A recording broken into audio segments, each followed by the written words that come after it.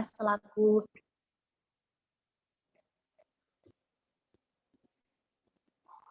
sudah terdengar, Ustadz, suara saya? Sudah masuk. Bismillahirrahmanirrahim. Yang terhormat Bapak Dr. Haji Khairul Razikin Manafsir BAMA selaku Ketua FMA Gontor Cabang Istimewa Sudan. Bismillahirrahmanirrahim. Assalamualaikum warahmatullahi wabarakatuh. Waalaikumsalam warahmatullahi wabarakatuh.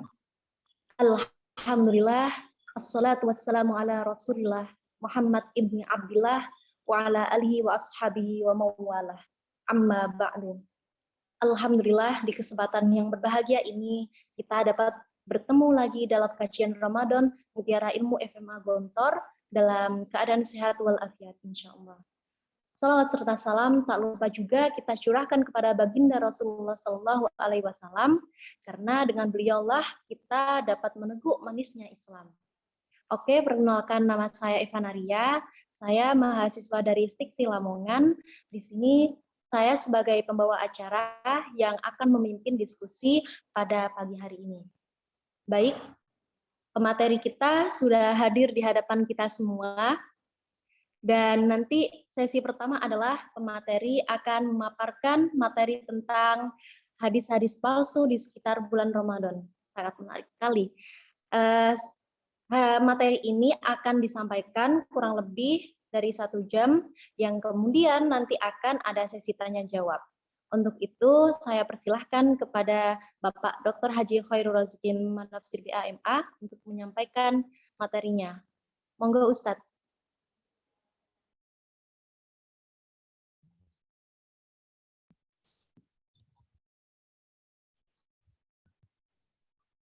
Bismillahirrahmanirrahim. Alhamdulillahirabbil alamin wassalatu wassalamu ala asyrafil anbiya'i wal mursalin sayyidina wa habibina wa syafi'ina Muhammadin as-sadiqil amin wa ala alihi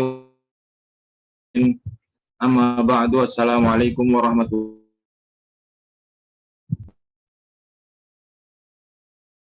wabarakatuh.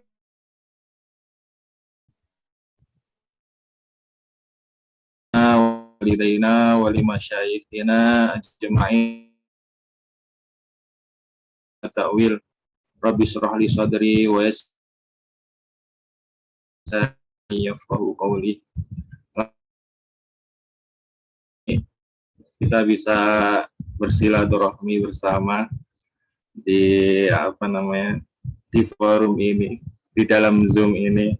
Alhamdulillah di Sudan, kami di Sudan sekarang menunjukkan pukul 12 malam, sekitar 12:30. Masya Allah. Di tengah malam. Kita udah sholat subuh, Ustaz. Masya Allah. Ustaz. Jadi alhamdulillah di malam yang berbahagia ini, di malam bulan suci Ramadan ini, kita berkumpul untuk bermajelis ilmu, untuk sedikit murojaah ilmu yang mungkin kita pelajari selama belajar di Sudan. Jadi walaupun mungkin ada Al-Ustadz Al-Mukarram Kiai Haji Bukhari Abdus Somad dan saya yang sangat muda ini, yang terlalu junior ini, kayaknya masih kurang cocok gitu kalau berbicara di depan antum, Ustaz. Kata masyayikh kami, biasa kalau ada thalib yang masih muda gitu, disuruh bicara depan masyayikhnya yang lebih tua, biasa mengungkapkan istilah idza wujidatil ma' batalatit tayammum. Ketika ada masyaikh yang besar, masyaikh yang lebih tua, yang lebih senior, itu seperti lautan ilmu, air. Sedangkan yang masih kecil-kecil ini seperti tayamum, Kalau kita menemukan air ya tayamumnya batal, Ustaz. Tapi ya nuzulan an raqbatikum jami'an, insyaallah kita murojaah bersama beberapa mengenai tentang hadis-hadis di bulan suci Ramadan ini. Dan puasa Ramadan memiliki banyak sekali fadilah atau keutamaan berdasarkan Al-Qur'anul Karim dan Sunnah Nabawiyah. Mari kita bersama-sama murajaah beberapa hadis-hadis sahih dulu sebelum mungkin kita sebutkan nanti beberapa hadis-hadis yang divonis oleh ulama bahwasanya hadis itu tidak sahih, entah itu dhaif atau sampai hadis yang dianggap palsu. Jadi sebenarnya fadilah ini banyak yang dengan hadis-hadis yang sahih. Cuman ya beberapa para dai ini kadang mengambil beberapa hadis yang lemah gitu. Padahal ada hadis yang jauh lebih sahih yang bisa digunakan untuk beristidlal dalam fadilah-fadilah di puasa Ramadan ini. Mungkin kita bisa kategorikan menjadi 3 ya. Yang pertama, keutamaan yang berkaitan dengan puasa itu sendiri. Karena bulan Ramadan ini bulan diwajibkan di dalamnya puasa sebulan penuh. Maka ada fadilah tentang puasa itu yang berkaitan dengan bulannya, yaitu bulan Ramadan. Dan yang terakhir adalah keutamaan yang berkaitan tentang ibadah yang dilipat gandakan pahalanya di bulan Ramadan ini. Yang pertama adalah keutamaan.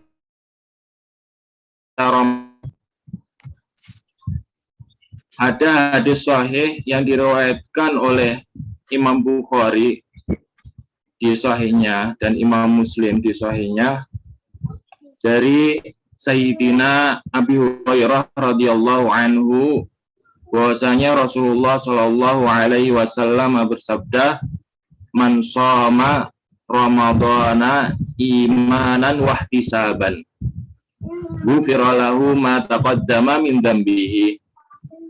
Jadi barang siapa yang berpuasa di bulan suci Ramadan ini imanan, yaitu meyakini dan mengimani bahwasanya puasa di bulan Ramadan ini diwajibkan oleh Allah Subhanahu wa taala kepada seluruh umat Islam. Wahtisaban, dan mengerjakannya mengharapkan pahala di sisi Allah. Ghufira lahu ma taqaddama min dzambih. Maka pahalanya, yaitu fadilahnya, akan dihapuskan seluruh dosa-dosa yang telah lalu. Dan di sini ulama juga berbeda pendapat, apakah dosa yang dihapuskan itu semua, yaitu berkaitan dengan dosa besar juga, atau hanya dosa kecil saja. Tapi ya sebagian ulama memahami bahwasanya dosa yang dihapuskan adalah dosa-dosa yang kecil, sedangkan dosa besar tetap membutuhkan taubat. Tapi ya kita bisa mengharapkan dosa yang besar pun diampuni oleh Allah Subhanahu wa taala. Selanjutnya ada fadilah berkaitan dengan puasa sunnah, puasa selain puasa yang diwajibkan oleh Allah Subhanahu wa taala, yaitu hadis yang diriwayatkan oleh Abu Sa'id Al-Khudri radhiyallahu anhu. Bahwasanya Rasulullah Shallallahu alaihi wasallam bersabda, "Man shoma yauman fi sabilillah, ba'adallahu wajhahu 'anin nari sab'ina kharifan." Hadis ini diriwayatkan oleh Imam Bukhari di sahihnya dan Imam Muslim di sahihnya. Tentunya hadis ini derajatnya sahih. Bahwasanya barang siapa yang berpuasa sehari fi sabilillah, maka Allah akan menjauhkannya dari api neraka sejauh 70 kharif. Kharif ini di dalam lughah Arab difahami sebagai tahun, walaupun secara lughah kharif itu artinya musim gugur, musim gugur. Kenapa tahun ini diwakili namanya dengan kharif, yaitu musim gugur, bukan musim-musim yang lain? Karena musim gugur ini musim panen biasanya. Jadi ketika kurma-kurma ini waktunya panen, ini di musim kharif, yaitu di musim gugur. Jadi ya, tahun ini diwakili dengan nama kharif. Dan ulama di sini berbeda pendapat tentang fisabilillah. Apa arti dari fisabilillah itu? Ada yang berpendapat bahwasanya fisabilillah ini adalah berpuasa tatawwu, berpuasa sunnah secara umum. Jadi barang siapa yang berpuasa sunnah selain puasa Ramadan, maka Allah akan menjauhkan dirinya dari api neraka sejauh 70 tahun. Tentunya 70 tahun umur akhirat nanti ya, bukan 70 tahun umur dunia. Karena 70 tahunnya akhirat jauh lebih lama daripada 70 tahunnya dunia. Kira-kira seperti itu ulama mengatakannya. Pendapat yang kedua adalah fisabilillah, yaitu berperang ketika umat Islam ini pergi berjihad misalnya melawan orang-orang kufar, lalu ada yang berpuasa ketika pergi berjihad tersebut, maka akan mendapatkan fadilah tersebut. Tapi beberapa masyayikh kami menganggap bahwasanya artinya bisa masuk ke yang pertama tadi dan yang kedua, yaitu semua yang berpuasa sunnah, yaitu tatawwu selain puasa Ramadan, insya Allah akan dijauhkan, sehari saja insya Allah akan dijauhkan dirinya dari api neraka sejauh 70 tahun perjalanan. Dan itu sangat jauh. Itu adalah salah satu hadis sahih yang berkaitan tentang fadilah puasa sunnah. Dan ada fadilah puasa secara umum, hadis sahih juga diriwayatkan Imam Bukhari dan Imam Muslim di kitabnya As-Sahih dari Abu Hurairah radhiyallahu anhu bahwasanya Rasulullah shallallahu alaihi wasallam bersabda, qala Allah azza wa jalla, Allah berfirman, kullu amali ibni adam lahu illa syiyam. Semua pekerjaan ibnu Adam atau ibadah ibnu Adam itu adalah miliknya kecuali as-saum, kecuali puasa. Karena puasa ini adalah milikku, kata Allah. Fa innahu li wa ana adzibih. Jadi puasa ini adalah milikku, maka aku akan memberikan pahala sesuai dengan keinginanku. Wa ana adzibih. Wasyamu junnatun. Dan puasa ini adalah junnah. Junnah itu adalah perisai yang membentengi diri untuk tidak melakukan perbuatan yang diharamkan oleh Allah Subhanahu wa taala dan berusaha untuk mematuhi segala perintah Allah Subhanahu wa taala ketika puasa itu. Maka puasa ini diibaratkan sebagai junnah, sebagai perisai terhadap godaan-godaan setan yang menjerumuskan kita agar tidak mematuhi Allah. Maka disebut wasyamu junnah. Wa fa idza kana yaumu shaumi ahadikum, maka ketika kalian itu berpuasa, fala yarfuth yauma idzin wala yaskhab. maka jangan berbuat sesuatu yang tidak diridhoi oleh Allah, yaitu perbuatan maksiat secara umum. Fa in sabahu ahadun aw qatalahu, kalau seandainya ketika engkau sedang berpuasa, jadi sebenarnya hadis ini ada dibagi menjadi dua. Yang pertama adalah hadis qudsi, yaitu kullu amali ibni adam lah illa siyam fa innahu li wa ana ajibih. Di sini adalah hadis qudsi. Lalu setelahnya adalah hadis marfu, hadisnya Rasulullah, yaitu di dalam satu hadis ini terdapat dua perkataan. Yang pertama perkataannya Allah, yang kedua adalah perkataannya Rasulullah SAW.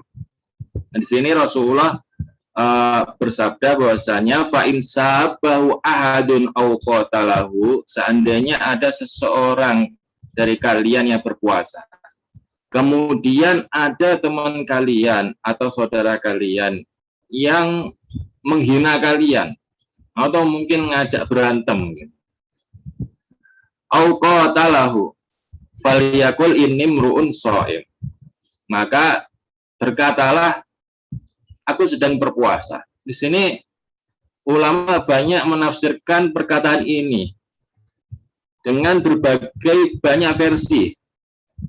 Versi pertama adalah inni mru'un shaim, ini gunanya untuk mengingatkan diri sendiri, yaitu ingat loh bahwasanya kamu itu sedang puasa, yaitu saya itu sedang puasa. Jadi mengingatkan diri sendiri, jangan sampai terpancing untuk membalas ucapan-ucapan buruk itu dengan ucapan-ucapan buruk lagi, karena akan merusak pahala puasa itu sendiri. Jadi mengingatkan diri sendiri, bukan untuk sombong, tapi untuk mengingatkan diri sendiri gitu.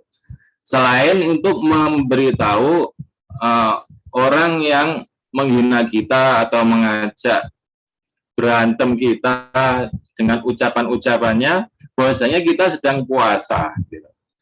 Dan beberapa ulama lain seperti Imam Nawawi menafsirkan bahwasanya kalau puasanya sunnah, bukan puasa yang wajib, maka inni mru'un shaim ini diucapkan di dalam hati.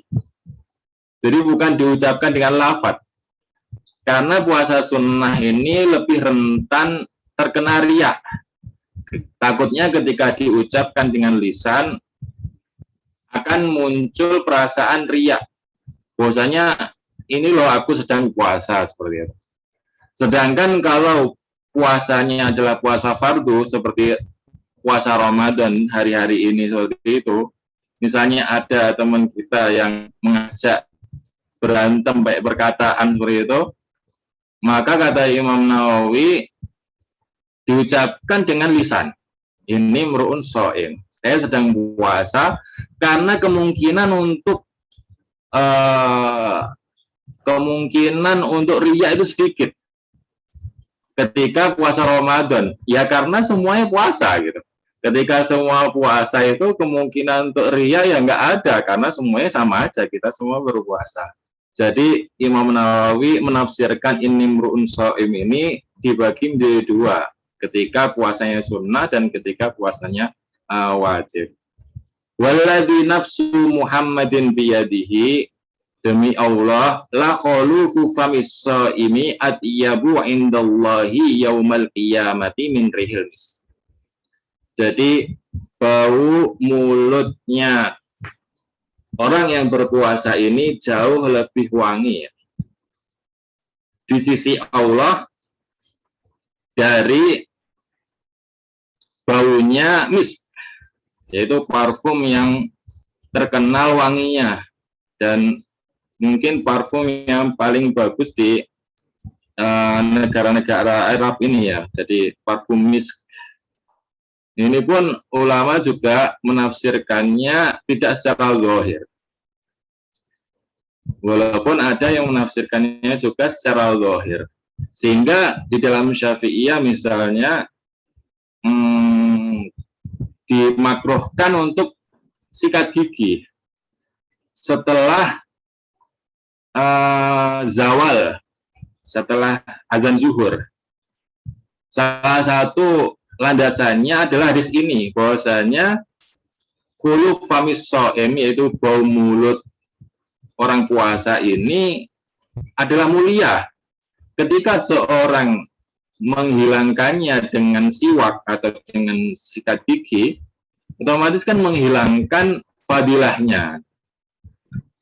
Tapi beberapa ulama lain mengkritiknya, seperti Imam Nawawi sendiri, dan beliau juga muharrir mazhab Syafi'i, tapi di kasus ini beliau punya ikhtiar, punya pilihan sendiri yang beda dengan mu'tamad mazhab yang beliau mengatakan bahwasanya boleh-boleh aja dan nggak dimakruhkan. Karena sejatinya khulufu famis shaim ini, bau mulutnya orang puasa ini bukan dari rongga mulutnya, gitu, tapi dari lambungnya. Jadi ketika lambung ini kosong, dia akan mengeluarkan bau yang kurang sedap, dan bau ini akan dikeluarkan lewat tenggorokan lalu ke mulut. Jadi walaupun disikat gigi pun baunya akan tetap ada, yaitu dari perut kita, bukan dari mulut. Walaupun mulutnya wangi, kalau perut ini kosong, dia akan mengeluarkan khuluf ini. Jadi itu salah satu kritikan menurut ulama yang mengatakan bahwasanya walaupun setelah zawal pun boleh sikat gigi. Jadi seperti itu.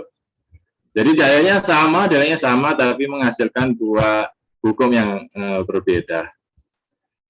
Lalu tadi adalah hadis-hadis sahih yang berkaitan dengan puasa, yaitu ada yang puasa sunnah, puasa wajib yaitu Ramadan, dan puasa secara umum. Dan kelompok yang kedua yaitu keutamaan yang berkaitan dengan bulan Ramadan itu sendiri. Kalau berkaitan dengan bulan Ramadan sendiri, tentunya yang paling sahih adalah di Al-Quran sebelum hadis Rasulullah SAW, yaitu di surat Al-Baqarah ayat 185, Syahrul Ramadan alladzi unzila fihi al-Qur'an hudal linnas wa bayyinatin minal huda wal furqan. Jadi bulan puasa atau bulan Ramadan ini adalah bulan diturunkannya Al-Quran. Dan Al-Quran inilah yang akan menjadi petunjuk bagi seluruh manusia, wa bayyinatin minal huda wal furqan. Sehingga tentunya bulan Ramadan ini adalah lebih istimewa daripada bulan-bulan yang lain, karena di bulan inilah Al-Quran diturunkan. Bahkan sampai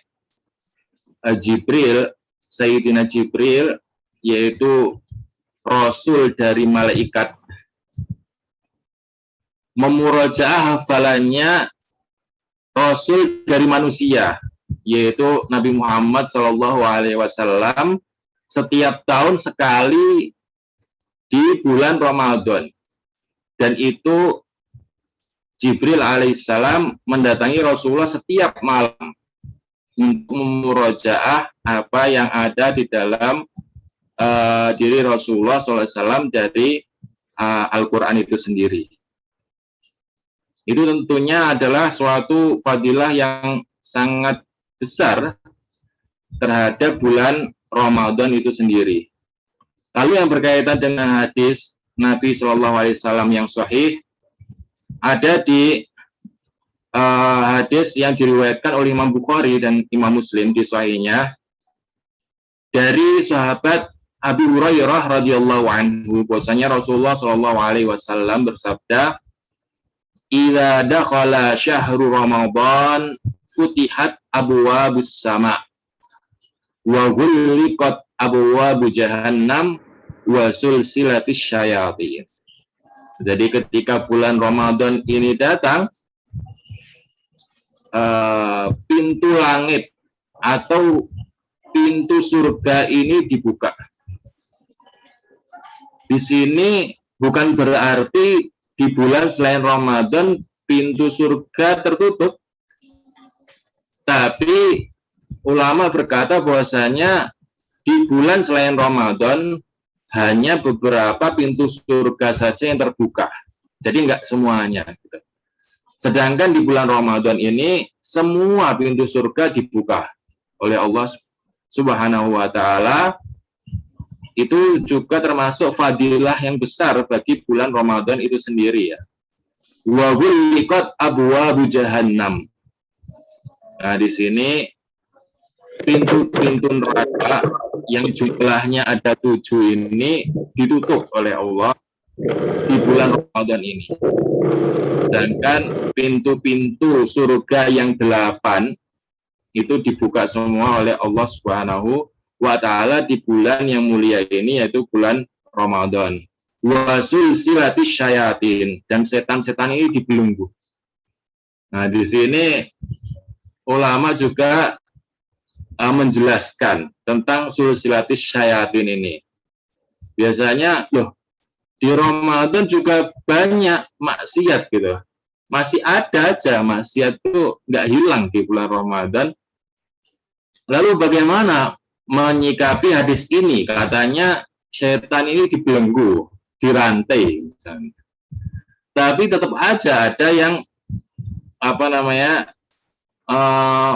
berbuat maksiat di bulan Ramadan.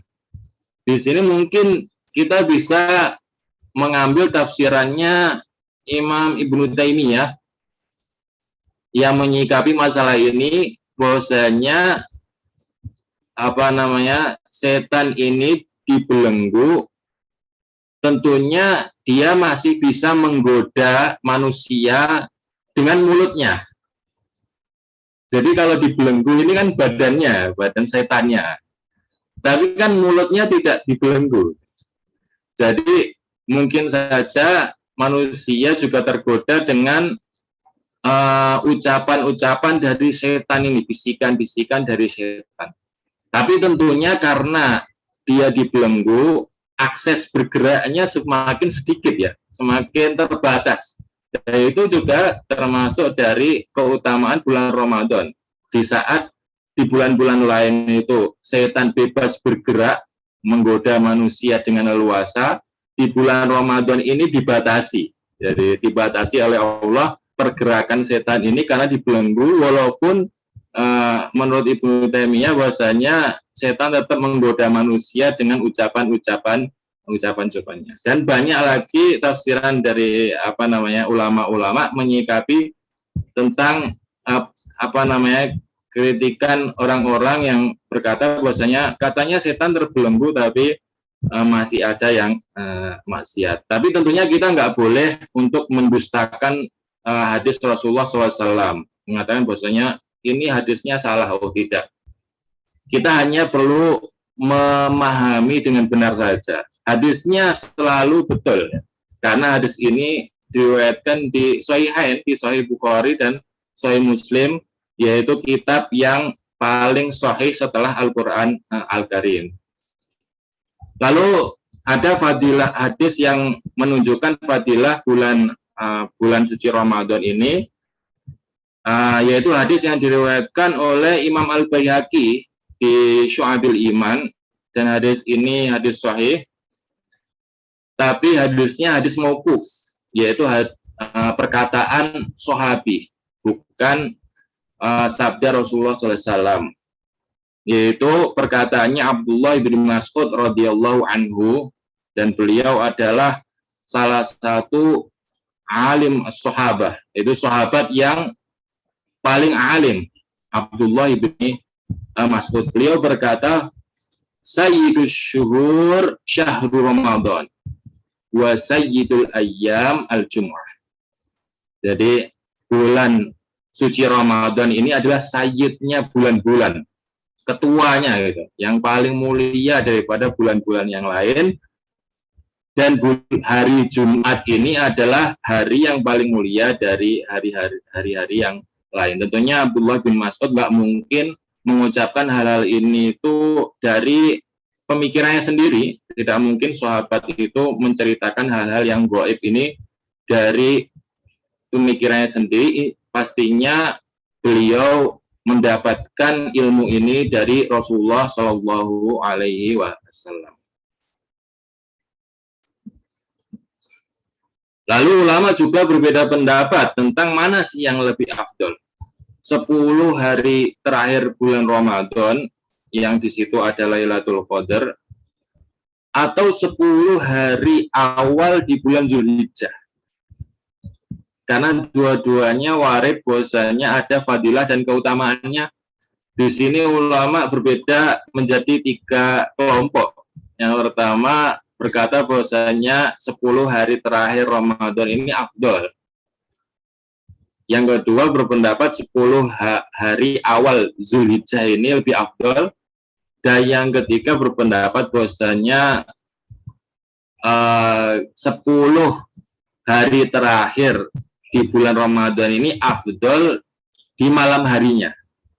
Sedangkan 10 hari di awal Zulhijjah ini afdol di siang harinya. Jadi ulama berbeda pendapat seperti itu. Lalu di bulan Ramadan ini, di bagian yang ketiga adalah tentang ibadah, fadilah tentang ibadah yang di bulan Ramadan ini dilipat gandakan pahalanya.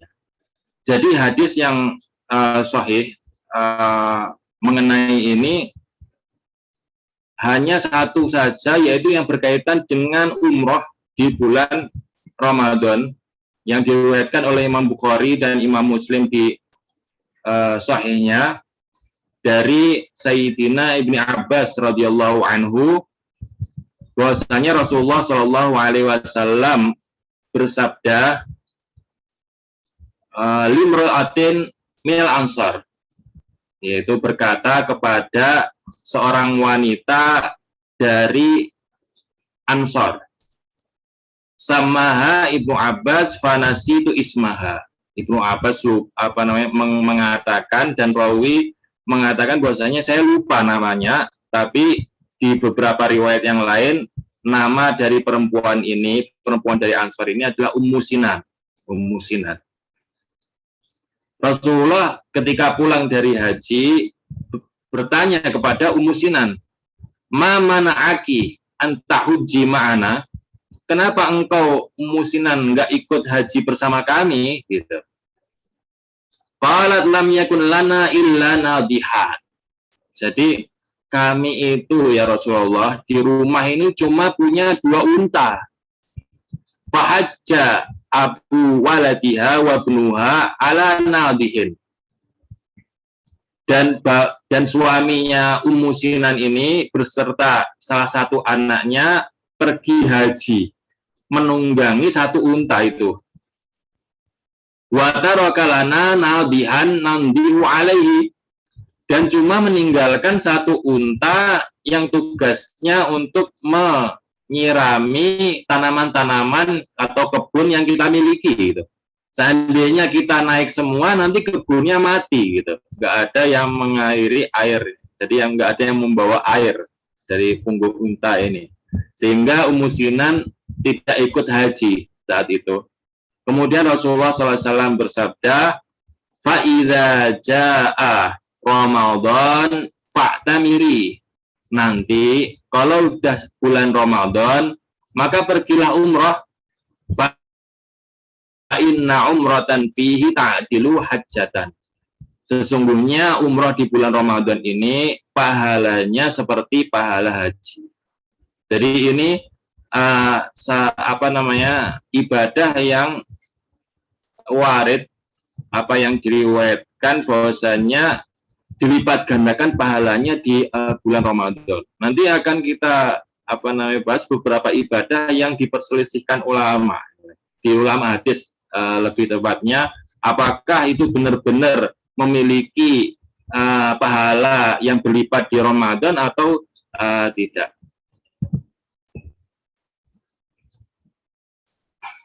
Lalu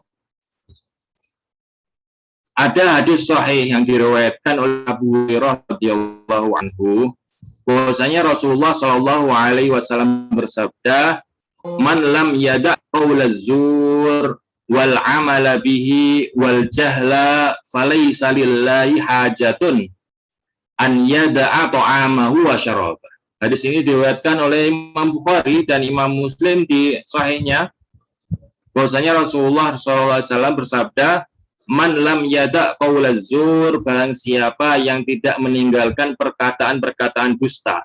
Yaitu qaulaz zur, ini ulama memahaminya bahwasanya artinya adalah bohong, ucapan-ucapan yang bohong. Walaupun ada ulama juga yang mengeneralisir qaulaz zur ini sebagai semua bentuk perkataan yang dilarang oleh Allah. Jadi bukan cuma bohong saja, tapi masuk di dalamnya ghibah, namimah, dan lain sebagainya. Perkataan-perkataan yang tidak bagus semuanya.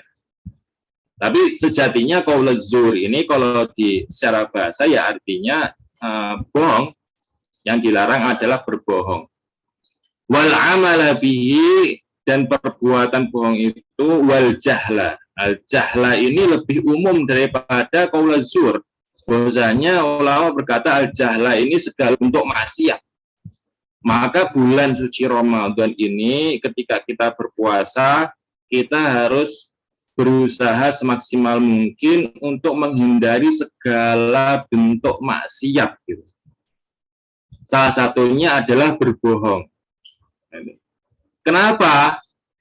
Falaisa lillahi hajatun an yada'a ta'amahu wa syarabah. Kalau ternyata puasa kita ini tidak ada bedanya dengan rutinitas kita yang sering mengucapkan ucapan yang bohong, terus maksiat kepada Allah, maka puasanya ini seperti tidak diinginkan oleh Allah.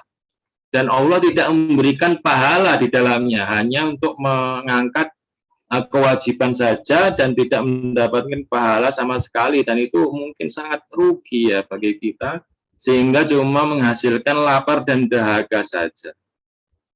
Di sini kita mungkin sering ya berbohong.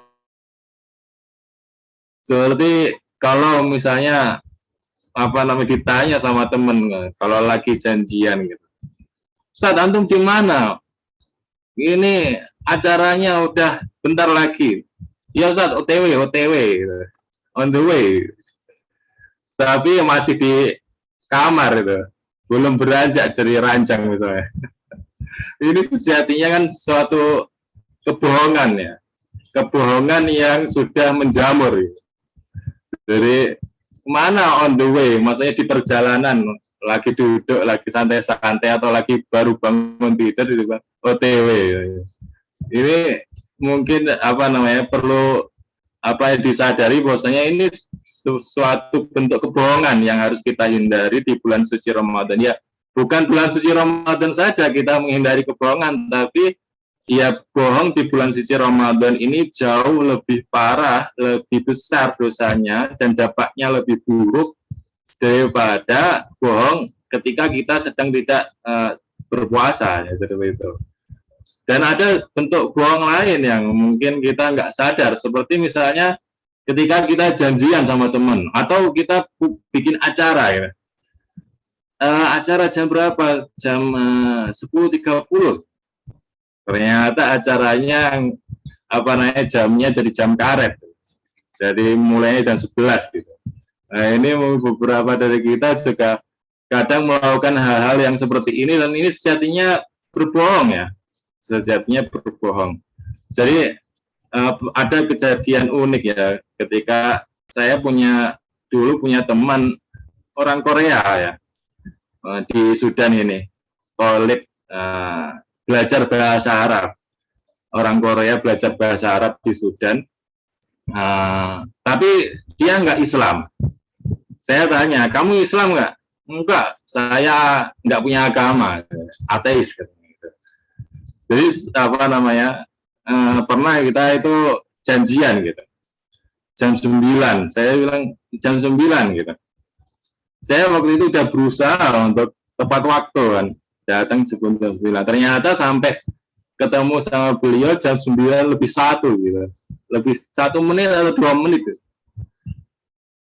Dia udah marah-marah langsung. bagaimana kamu telat ini udah 2 menit. Udah dalam hati, ya ini orang Indonesia mungkin telatnya bisa sampai setengah jam ya, bukan 2 menit aja.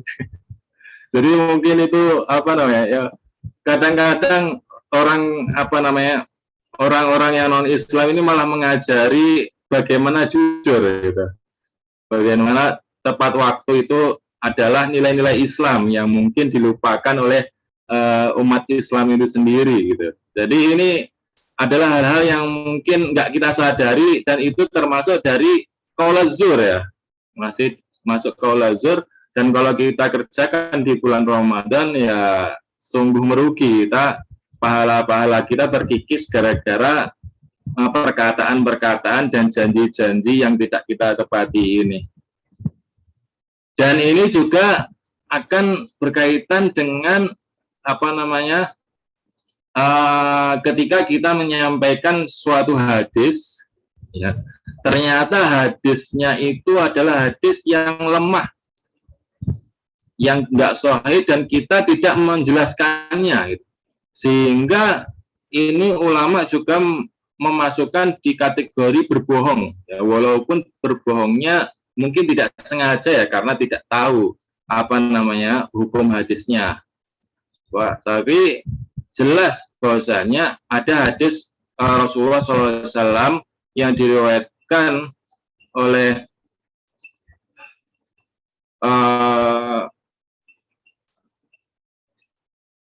Samurah bin Jundub, yang diriwayatkan oleh Samurah bin Jundub dan Sayyidina Mughirah bin Syu'bah radhiyallahu anhuma, bahwasanya Rasulullah SAW bersabda, "Man haddatsa anni bihaditsin yura annahu kadzib fa huwa ahadu al-kadzibin."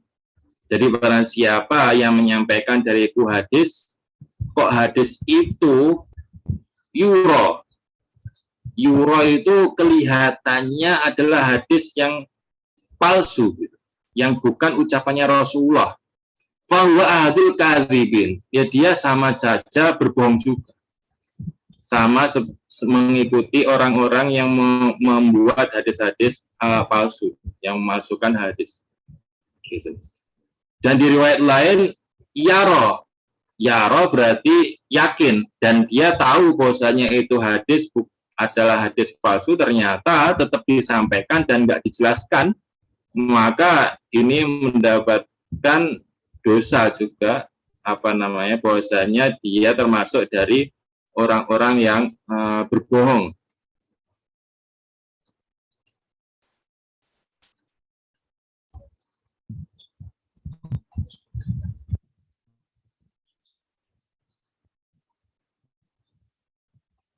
Lalu ada hadis-hadis yang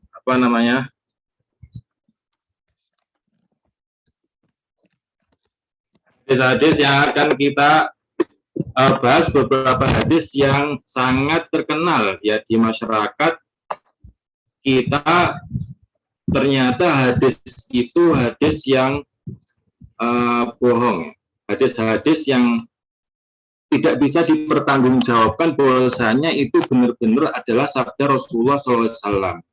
Salah satunya adalah hadis yang berkaitan dengan zikir harian di bulan Ramadan.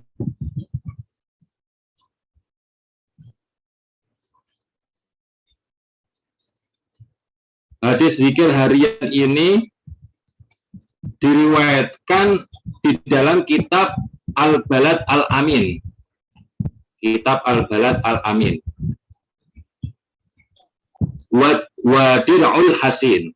Karangannya Syekh Taqiyuddin Ibrahim bin Ali Al-Amili yang wafat di tahun 900 Hijriah. Beliau salah satu ulama Syiah ya, yang terjemahnya beliau ini ada di kitab A'yanus Syiah karangannya Sayyid Amin.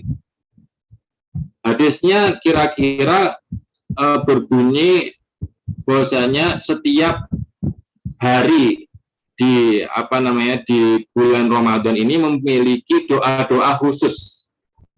Ya, jadi saya bacakan mungkin sebagian dari kitabnya. Di sini dikatakan bahwasanya wa yustahabbu an yad'u fi ayyami syahri Ramadan bi hadhil adiyah li kulli yaumin.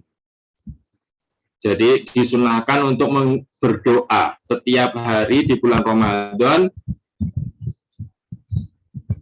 Rawaha Ibnu Abbas an Nabi sallallahu alaihi wasallam, yang diriwayatkan dari Ibnu Abbas dari Nabi sallallahu alaihi wasallam.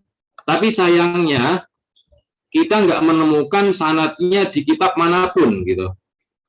Jadi cuma muncul di kitab Al-Balad Al-Amin ini yang dikarang oleh ulama Syiah.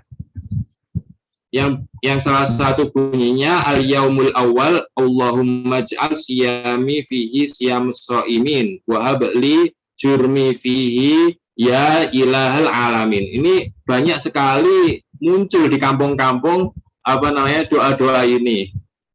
Dan problemnya bukan di doanya ya. Kalau seandainya ini hanya ada ucapan doa gitu, selama doa itu tidak bertentangan dengan syariat Islam, insya Allah tidak bermasalah. Ya, kita mau doanya kiai kita, doanya guru kita, doanya siapapun, selama tidak bertentangan dengan syariah, maka tidak bermasalah. Tapi ketika doa ini dinisbatkan kepada Rasulullah SAW, atau doa ini dinisbatkan atau fadilahnya dinisbatkan ke Ibnu Abbas radhiyallahu anhu, maka kita perlu bukti ya sanadnya, dan tidak ada satupun yang menyantumkan sanadnya.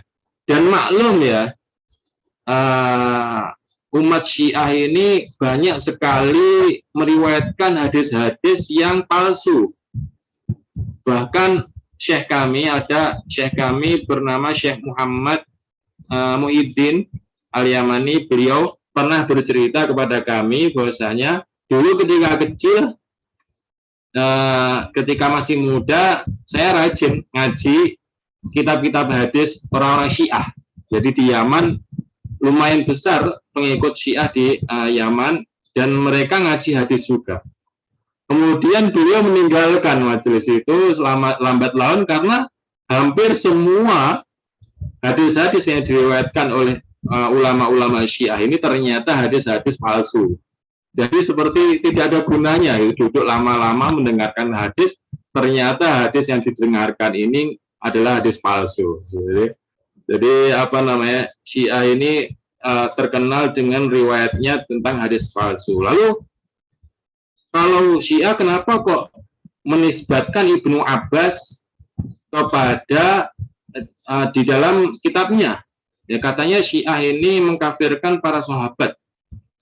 Iya betul, Syiah ini beberapa dari mereka mengkafirkan seluruh sahabat, tapi mengecualikan beberapa sahabat yang mereka klaim bahwasanya para sahabat ini adalah pembela Ahlul Bait.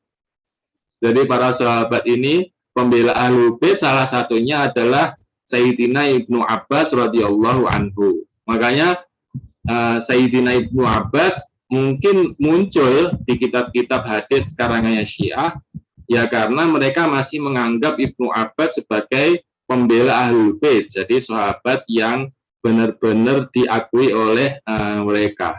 Jadi itu salah satu hadis yang terkenal sekali, dan saya lihat banyak sekali yang share-share di status-status WhatsApp dan lain sebagainya, sedangkan penisbatannya ke Ibnu Abbas itu masih tidak bisa dipertanggungjawabkan, dan apalagi penisbatannya kepada Rasulullah Shallallahu Alaihi Wasallam. Kemudian ada hadis juga yang berkaitan dengan fadilah sholat tarawih. Nah ini juga sering kita jumpai dulu di kampung-kampung. Ketika setelah sholat tarawih ada kultum sebentar, terus menyebutkan bahwasanya fadilah sholat tarawih di hari A ini seperti ini. Nanti besok ada fadilah baru lagi. Hari ketiga ada fadilah baru lagi. Nah ini ternyata hadis fadilah sholat tarawih yang per hari ini juga lagi-lagi hanya muncul di satu kitab, yaitu kitab Durratun Nasihin karangannya Syekh Utsman bin Hasan Al-Khudri, salah satu ulama di abad 13 Hijriyah. Dan kitab Durratun Nasihin ini banyak terdapat hadis-hadis yang tidak bisa dipertanggungjawabkan. Sehingga salah satu ustadz kita rahimahullah, Ustadz Ahmad Lutfi Fatullah ini menulis disertasi tentang takhrij hadis di kitab Durratun Nasihin. Salah satunya hadis ini. Dan Masya Allah, masih ada yang meriwayatkan hadis ini di kampung-kampung dan menisbatkannya kepada Rasulullah SAW. Dan ini sangat besar ya, karena berbohong atas nama Rasulullah itu tidak seperti berbohong dengan atau menyandarkan kebohongan kepada salah satu dari kita. Karena di dalam hadis sahih dikatakan, hadis yang mutawatir, man kadzdzaba alayya muta'ammidan falyatabawwa maq'adahu minan nar. Barang siapa yang berbohong atas namaku, yaitu menyandarkan suatu perkataan kepada Rasulullah, sedangkan itu tidak diucapkan oleh Rasulullah, maka bersiap-siaplah untuk duduk di api neraka, di singgasana yang terbuat dari api neraka. Dan ini tentunya adalah suatu hukuman yang sangat berat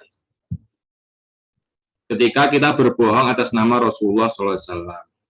Jadi sebenarnya fadilah tarawih ini dicukupkan dengan hadis sahih, yaitu hadis yang diriwayatkan oleh Imam Bukhari dan Imam Muslim di sahihnya, bahwasanya Rasulullah SAW bersabda, man qama ramadhana imanan wahtisaban ghufira lahu ma taqaddama min dzambi.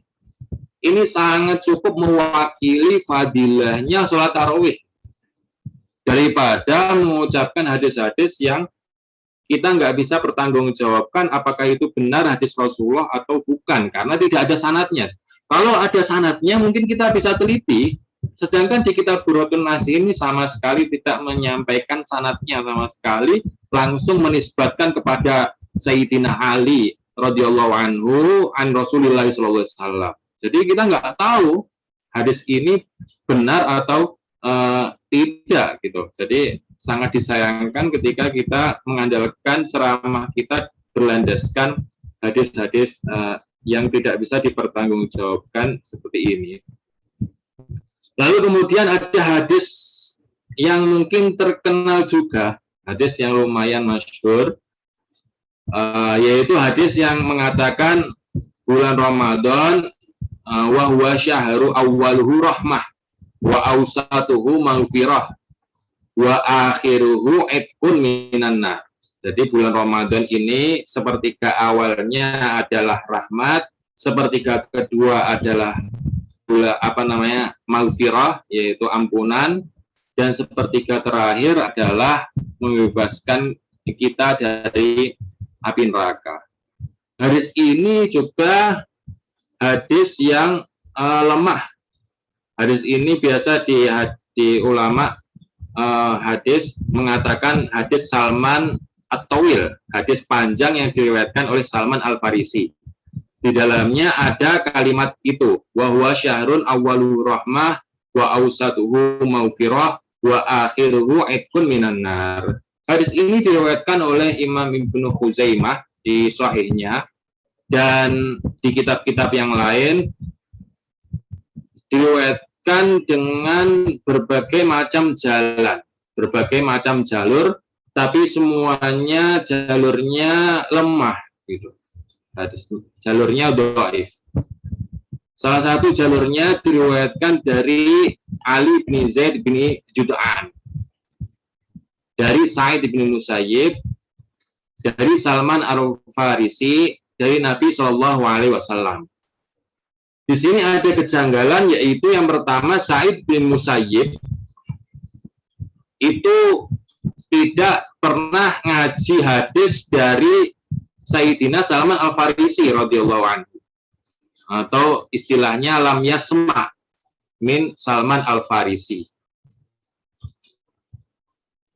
Karena Sa'id bin Musayyib ini tinggalnya di Hijaz dan Salman Al-Farisi tinggalnya di Irak. Dan kita tidak menemukan bukti bahwasanya kedua ini bertemu untuk menyampaikan hadis atau mengaji hadis.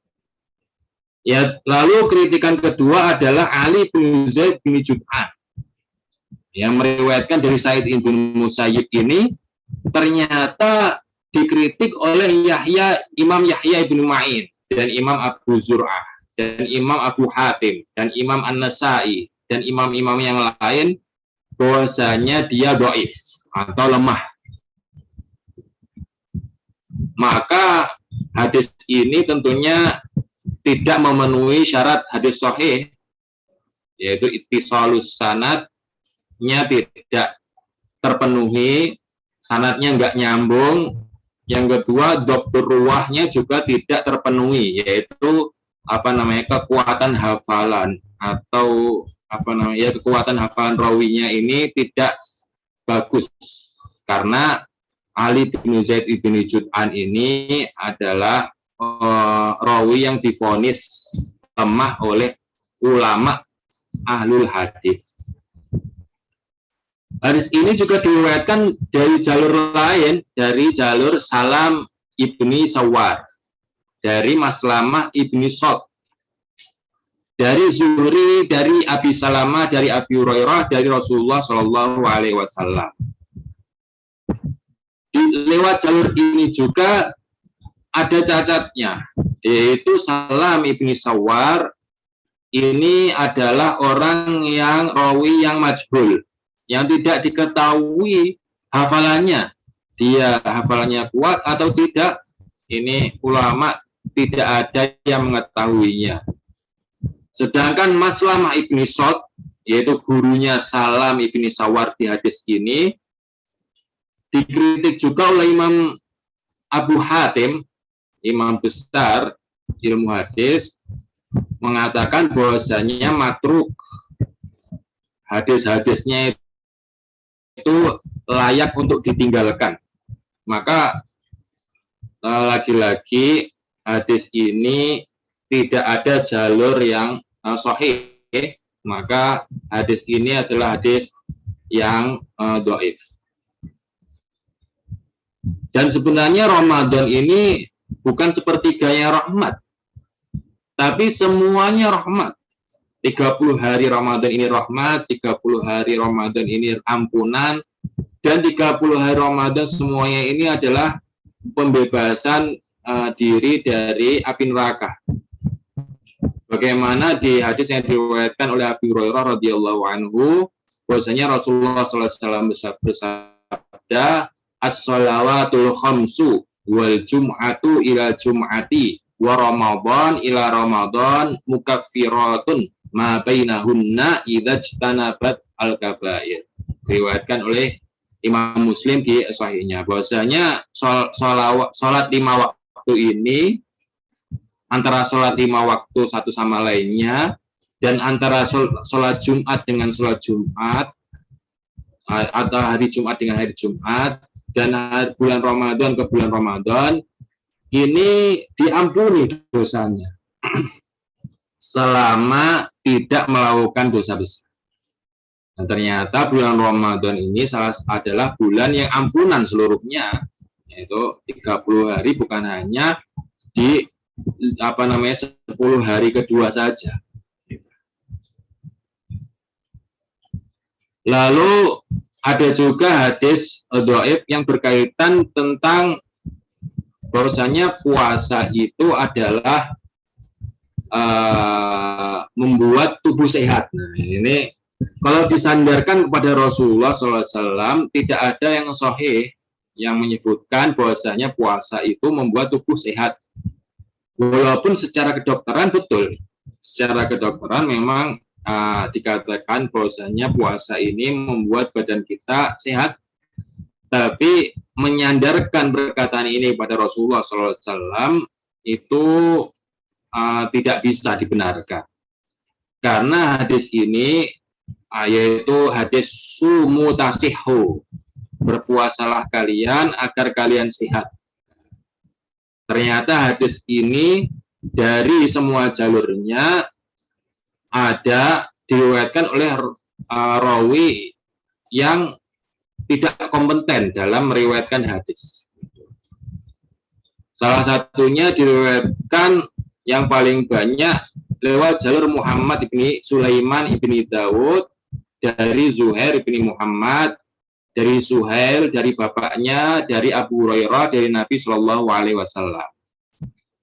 Ini hadis ini diriwayatkan lewat jalur ini di kitab Al-Awsat, Jam Al-Awsat yang dikarang oleh Imam Tabrani, dan di kitab At-Tib An-Nabawi yang dikarang oleh Abu Nu'aim Al-Asbahani. Di sini Zuhair bin Muhammad ternyata sendirian meriwayatkan hadis ini, dan tidak ada muridnya dari Zuhair yang meriwayatkan hadis ini selain dia gitu. Padahal muridnya Zuhair ini banyak sekali, kok ternyata ada salah satu muridnya yang meriwayatkan hadis ini sendirian. Tentu ulama hadis menjadikan ini sebab bahwasanya hadis ini adalah janggal. Itu hadis ini ternyata lemah karena menyelisihi riwayat murid-murid Zuhair yang lain. Itu hadis lemah, dan lewat beberapa jalur yang lain juga ternyata lemah juga. Kemudian ada beberapa hadis yang mungkin ulama berbeda pendapat tentang hadis ini. Apakah hadis ini lemah atau hadis ini sahih? Yaitu hadis yang berkaitan dengan doa yang mustajab atau doa yang mustajab ketika kita berbuka puasa. Yaitu hadis yang diriwayatkan oleh Abu Hurairah radhiyallahu anhu dari Nabi Shallallahu Alaihi Wasallam bersabda, Inna lis-shaimi 'inda fitrihi la da'watan ma turad. Jadi orang yang berpuasa ini ketika berbuka memiliki doa yang tidak ditolak, yaitu doa yang mustajab ketika dia berdoa dan dia dalam kondisi sedang berbuka puasa. Hadis ini enggak semua ulama sepakat hadisnya sahih, karena ternyata ada ulama yang menganggap hadis ini lemah. Hadis ini diriwayatkan oleh Ibnu Majah di kitabnya Sunan, dan tidak diriwayatkan oleh sunan-sunan yang lain. Jadi Imam Ibnu Majah sendiri yang meriwayatkannya daripada ashabus sunan yang lain lewat jalur Ishaq ibni Ubaid al-Madani dari Abdullah ibni Abi Mulaikah, dari Abdullah ibni Amr ibni As, dari Nabi Shallallahu Alaihi Wasallam. Dan ternyata Ishaq ibni Ubaidillah al-Madani ini majhul, tidak diketahui statusnya. Apakah dia thiqah atau dia dhaif? Apakah dia bisa pantas meriwayatkan hadis atau tidak pantas meriwayatkan hadis? Maka ini sebab hadis ini dianggap dhaif oleh sebagian ulama. Gitu. Dan ada hadis lain yang menguatkannya katanya, yaitu hadis yang diriwayatkan oleh Abu Hurairah juga dari Nabi Shallallahu Alaihi Wasallam bersabda, salah satu la turaddu da'watuhum as-shaim hatta yuftir wal imamul adil wa da'watul mazlum. Ada 3 orang yang doanya itu mustajab, yaitu yang tidak ditolak doanya. As-shaim hatta yuftir, orang yang berpuasa sampai dia berbuka puasa, wal imamul adil, dan imam yang adil, dan doa orang yang dizalimi. Hadis ini dengan bentuk lafaz seperti ini diriwayatkan oleh Imam Tirmidzi dan lainnya, dan Imam Tirmidzi mengatakan bahwasanya hadis ini hasan. Dan istilah hasan di Imam Tirmidzi itu bukan istilah yang difahami di ilmu mustalah yang ulama mutaakhir. Karena Imam Tirmidzi menjelaskan sendiri bahwasanya hasan ini hadis yang memiliki jalur lain gitu. Dan enggak setiap hadis hasan menurut Imam Tirmidzi itu sahih. Ada hasan yang dhaif juga. Karena menurut beliau hasan itu bukan tasih atau tad'if, tapi cuma menunjukkan bahwasanya hadis ini tidak cuma memiliki satu jalur, tapi dia memiliki jalur yang lain juga gitu. Jadi kalimat hasan yang menurut Imam Tirmidzi setelah hadis ini itu enggak menunjukkan bahwasanya hadis ini sahih kata sebagian ulama seperti itu. Lalu siapa yang menyebabkan hadis ini itu dikritik? Hadis ini diriwayatkan lewat jalur Sa'dan Al-Qubbi dari Abi Mujahid, dari Abi Mudillah, an Abi Hurairah, dari Abi Hurairah radhiyallahu anhu dari Rasulullah SAW. Ternyata Abu Mudillah ini Imam Ibnu Al-Madani, Imam Ibnu Al-Madini mengkritik orang ini bahwasanya orang ini tidak dikenal, jadi majhul lagi, nggak dikenal apakah orang ini layak meriwayatkan hadis atau enggak, maka hadisnya pun menjadi lemah jika diriwayatkan oleh orang yang tidak dikenal statusnya. Dulu juga Abu Mujahid yang meriwayatkan dari Abu Mudillah ini ternyata juga tidak ada yang menjelaskan bahwasanya beliau ini layak meriwayatkan hadis atau tidak. Jadi hadis ini ulama berpendapat, sebagian ulama berpendapat bahwasanya hadis ini hadis yang lemah. Tapi walaupun hadis ini lemah, doa ketika bulan Ramadan itu sangat dianjurkan. Ya, tidak dengan hadis ini, tapi dengan firman Allah Subhanahu wa taala ketika meletakkan ayat doa, ayat anjuran berdoa setelah ayat syahrul Ramadan. Jadi ketika Allah berfirman wa idza sa'alaka ibadi anni fa inni qarib ujibu da'watad da'i idza da'an falyastajibu li wal yu'minu bi la'allahum yarshudun. Ayat ini terletak setelah ayat syahrul Ramadan alladzi unzila fihi al-Qur'an. Di sini Imam Ibnu Katsir ketika menafsirkan ayat doa ini berkata bahwasanya wa fi dzikrihi ta'ala hadhil ayah al-ba'itsah 'ala du'a, ketika Allah Subhanahu wa taala menyebutkan ayat yang memotivasi kita untuk berdoa, mutakhallilah baina ahkamis siyam, yang diletakkan di antara ayat-ayat berpuasa. Irsyadun ilal istihad fi du'a, kata beliau, yaitu menunjukkan bahwasanya di saat kita berpuasa kita dianjurkan untuk banyak berdoa. Jadi seperti itu. Jadi bukan berarti hadis itu dhaif terus nggak diamalkan gitu. Jadi hadis ini sahih atau dhaif itu perkara sendiri, mengamalkannya itu perkara yang beda lagi. Jadi mungkin hadisnya dhaif, ternyata itu diamalkan oleh para ulama kita. Mungkin sampai di sini saja sebagian dari hadis-hadis yang sahih, hadis-hadis yang dhaif.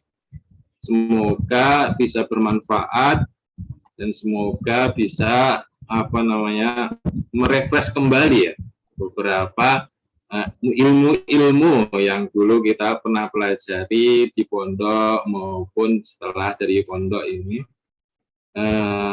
Ada Wa syukran. Wassalamualaikum warahmatullahi wabarakatuh. Waalaikumsalam warahmatullahi wabarakatuh. Masya Allah, tabarakallah ya Ustadz, syukur kasiran. Selanjutnya yakni kami buka sesi tanya jawab. Mungkin ini hanya kita buka satu jawab pertanyaan aja untuk tanya. Monggo yang mau nanya. Tajudin, Mbak. Ustazah. Bisa angkat tangan. Tajudin. Ustadz. Tajudin. Ustadz Tajudin. Oke, assalamualaikum warahmatullahi wabarakatuh. Waalaikumsalam warahmatullahi wabarakatuh. Terima kasih atas Khairun untuk pagi ini karena kita alhamdulillah bisa bersilaturahim. Persingkat waktu saja yang ingin Ana tanyakan karena ada beberapa ulama mengatakan jika kita setelah selesai sholat subuh dan kita melaksanakan zikir atau membaca Al-Quran sampai memasuki waktu syuruk dan kita melaksanakan sholat sunnah 2 rakaat di saat syuruk itu, maka pahalanya itu dianggap haji dan umroh. Apakah ada hadisnya yang mengatakan hal itu? Karena semua rata-rata ulama mengatakan demikian. Kalau kita selesai sholat subuh, berzikir terus di dalam masjid tanpa keluar dari masjid dan melakukan sholat sunnah 2 rakaat, sholat syuruk, insya Allah pahalanya haji dan umroh. Terima kasih, itu saja Ustadz. Mudah-mudahan ada penjelasan masalah hadisnya. Ya Ustadz, mungkin bisa dijawab. Ini pertanyaannya ditampung dulu atau langsung dijawab Ustadz? Langsung dijawab. Baik Ustadz. Jadi hadis yang menjelaskan bahwasanya fadilah, yaitu fadilah duduk di masjid berzikir hingga terbit terbit matahari. Itu memang ada hadis yang mendasarinya yang mengatakan bahwasanya itu akan mendapatkan pahala haji, ya, tamatan di hadis itu seperti itu lafadznya. Tapi sebagian ulama mengkritik hadis ini dan menganggapnya hadis ini hadis yang lemah gitu. Tapi ya karena hadis ini lemah, beberapa ulama masih mentolerir jika berkaitan dengan fadilah, fadail amal. Tentunya dengan syarat-syarat yang disebutkan oleh ulama hadis, salah satunya tidak meyakini hal itu sebagai sunnah. Sunnah secara spesifik bahwasanya Rasulullah itu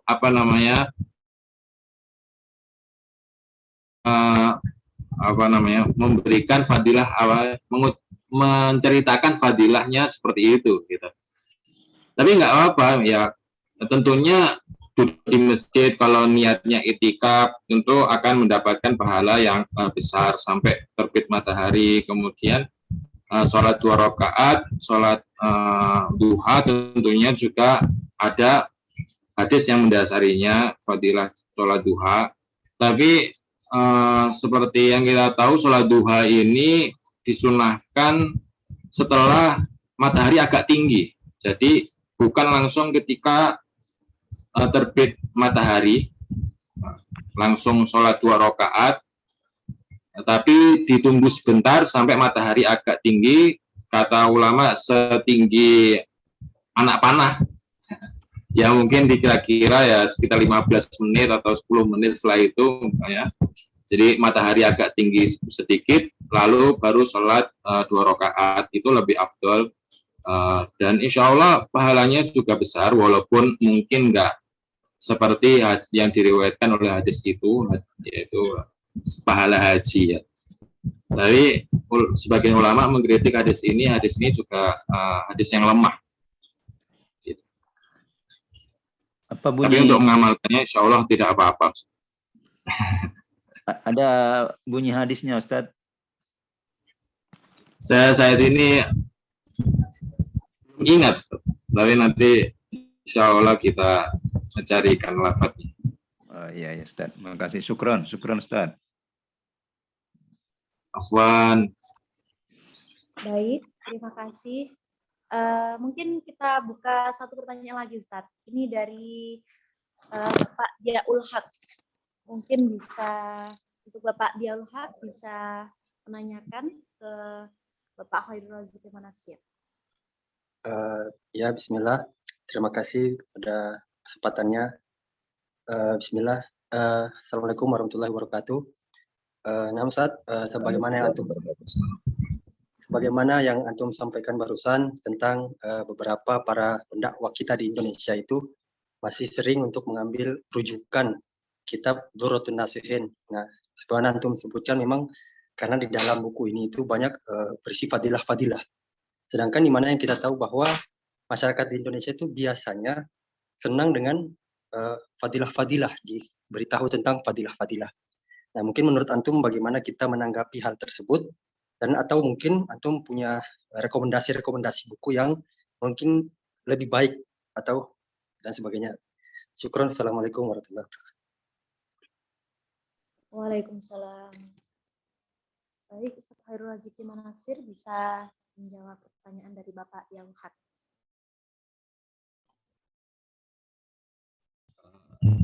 Ya, memang masyarakat kita menyukai fadilah-fadilah yang besar-besar gitu, untuk memotivasi berbuat amal kebaikan dan ibadah-ibadah tertentu. Tapi tentunya alangkah lebih bagus kalau fadilah-fadilah itu yang sahih gitu, karena aslinya ada fadilah-fadilah yang sahih walaupun tidak terlalu lebih-lebihkan. Nah, biasanya fadilah yang terlalu lebih melebihkan itu lebih menarik gitu kan. Tapi mungkin ya perlu dibiasakan untuk memakai hadis-hadis yang ya walaupun kalaupun lemah gitu, minimal lemahnya itu tidak terlalu lemah gitu. Kalau di Dzurratun Nasihin ini kadang-kadang tidak ada sanadnya sama sekali gitu. Bukan lemah lagi gitu. Sampai kita bingung mau meneliti ini hadis sebenarnya asalnya dari mana gitu. Tapi kalau misalnya seperti di kitab Riyadhus Shalihin karangnya Imam Nawawi, itu kan beliau menukil-nukil hadis dari kitab-kitab yang mu'tabar, kitab hadis yang mu'tabar, yang kalau kita rujuk itu ada sanadnya dan kita bisa pertanggungjawabkan keabsahan hadis-hadis yang tentang fadhil amal itu.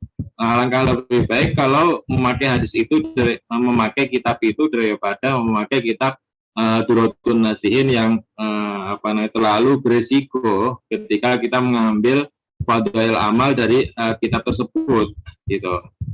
Jadi seperti itu. Sebenarnya ulama hadis sendiri pun tidak terlalu ketat dalam fadhil amal. Hadis-hadis tentang fadhil amal mungkin yang doib sedikit gitu masih ditolerir. Tentunya alangkah lebih waroknya lagi kalau kita menjelaskan juga kalau hadis ini yang kita sampaikan itu misalnya lemah gitu. Tapi nilai-nilainya atau isinya bisa diamalkan seperti itu agar kita bisa berhujah di akhirat nanti ketika bersaksi di hadapan Allah, ketika ditanya atas landasan apa kita meriwayatkan hadis yang disandarkan oleh Rasulullah ini gitu, maka kita masih bisa membela diri gitu. Tapi kalau kita asal meriwayatkan hadis saja ya ditakutkan kesaksian kita nanti di akhirat ya lumayan berat gitu, karena membawa menisbatkan sesuatu kepada Rasulullah ini sesuatu yang besar. Bahkan para sahabat dulu sangat berhati-hati dalam menisbatkan sabda Rasulullah kepada Rasulullah gitu. Sabda suatu perkataan kepada Rasulullah. Maka makanya kita temui beberapa ibadah ini nggak ada hadis yang sah, mungkin hadis yang sahih itu nggak ada. Tapi para sahabat mengamalkannya dan sampai sekarang disyariatkan gitu. Karena mungkin di zaman beberapa sahabat mengambil sikap untuk lebih hati-hati sehingga tidak meriwayatkan hadisnya tapi menjalankan amalannya gitu. Makanya ada beberapa hadis itu yang doif tapi ternyata diamalkan oleh para ulama dan oleh para fuqaha dan menjadi pendapat yang dipilih oleh jumhur ulama gitu. Jadi jadi membawa hadis Rasulullah ini agak berat gitu. Jadi diusahakan untuk kepada kita untuk hati-hati dalam meriwayatkan hadis, kecuali kita sudah yakin bahwasanya yang kita ucapkan ini benar-benar sabda Rasulullah Shallallahu Alaihi Wasallam.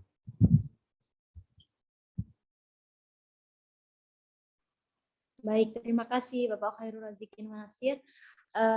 Kemudian bagaimana Bapak Diaul Haq? Apakah ada sanggahan lagi? Ya, terima kasih. Insya Allah jawabannya sangat baik.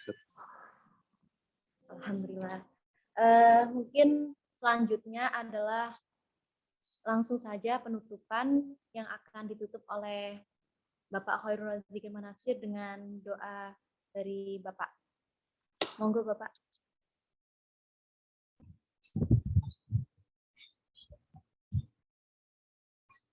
Al-Fatihah. A'udzubillahi minasyaitonirrajim. Bismillahirrahmanirrahim. Alhamdulillahirabbil alamin, arrahmanirrahim, maliki yaumiddin. Iyyaka na'budu wa iyyaka nasta'in. Ihdinas siratal mustaqim, siratal ladzina an'amta 'alaihim ghairil maghdubi 'alaihim waladdallin. Amin. Alhamdulillahirabbil alamin, hamdal hamidin, hamdal syakirin, hamdan na'imin, hamdan yuwafi ni'amahu wa yukafi mazidah. Ya Rabbana lakal hamdu kama yanbaghi li jalali wajhikal karim wa 'azimi sultanik. Allahumma anta rabbuna la ilaha illa anta khalaqtana nahnu 'ibaduk wa nahnu 'ala 'ahdik wa wa'dik mastata'na wa na'udzu bika min syarri ma sana'na nabu laka bi ni'matika 'alaina wa nabu bi dzunubina fa innahu la yaghfir lana fa innahu la yaghfiru dzunuba illa anta. Rabbana zalamna anfusana fa illam taghfir lana wa tarhamna lanakunanna minal khasirin. Allahumma innaka 'afuwun tuhibbul 'afwa fa'fu 'anna. Allahumma innaka 'afuwun tuhibbul 'afwa fa'fu 'anna. Allahumma innaka 'afuwun tuhibbul 'afwa fa'fu 'anna. Allahumma ighfir lana wa liwalidayna warhamhuma kama rabbayana shighara. Allahumma inna nas'alukal huda wat tuqa wal 'afafa wal ghina. Allahumma habbib ilainal iman wa zayyinhu fi qulubina wa karrih ilainal kufra wal fusuqa wal 'isyan waj'alna minar rasyidin ya arhamar rahimin. Allahumma ij'alna mimman shama Ramadhana imanan wa ihtisaban waj'alna mimman qama Ramadhana imanan wa ihtisaban. Allahumma faqihna fid din wa 'allimna ta'wil.